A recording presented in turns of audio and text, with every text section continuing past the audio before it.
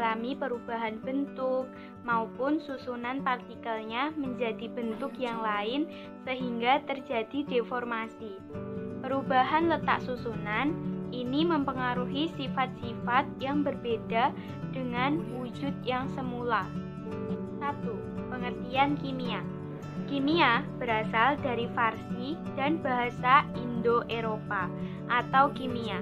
Seni transformasi atau alkimia adalah ilmu yang mempelajari mengenai komposisi, struktur, dan sifat zat atau materi dari skala atom hingga molekul serta perubahan atau transformasi serta interaksi mereka untuk membentuk materi yang ditemukan sehari-hari.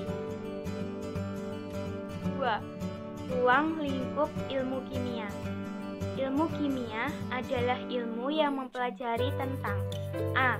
Susunan materi, mencakup komponen-komponen pembentuk materi dan perbandingan tiap komponen tersebut.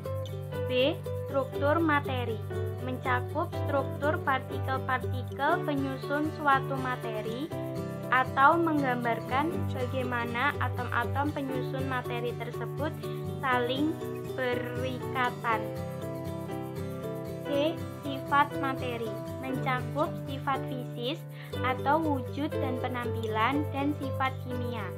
D. Perubahan materi, meliputi perubahan fisis atau fisika atau wujud dan perubahan kimia atau menghasilkan zat baru. E. Energi yang menyertai perubahan materi, mencakup banyaknya energi yang menyertai sejumlah materi dan asal-usul energi itu.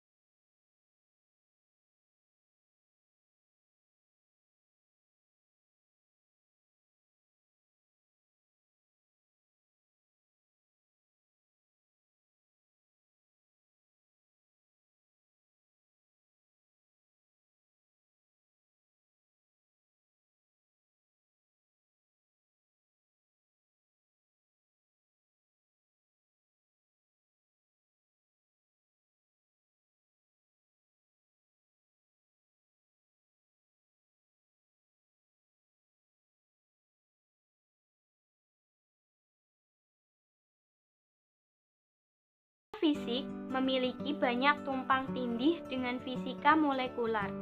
Kimia fisik melibatkan penggunaan kalkulus untuk menurunkan persamaan dan biasanya berhubungan dengan kimia kuantum serta kimia teori. F.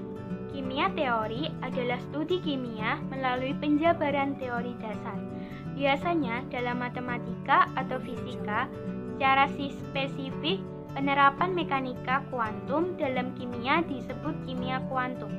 Sejak akhir Perang Dunia II, perkembangan komputer telah memfasilitasi pengembangan sistematika, kimia komputasi yang merupakan seni pengembangan dan penerapan program komputer untuk menyelesaikan permasalahan kimia. Kimia teori memiliki banyak tumpang tindih secara teori dan eksperimen.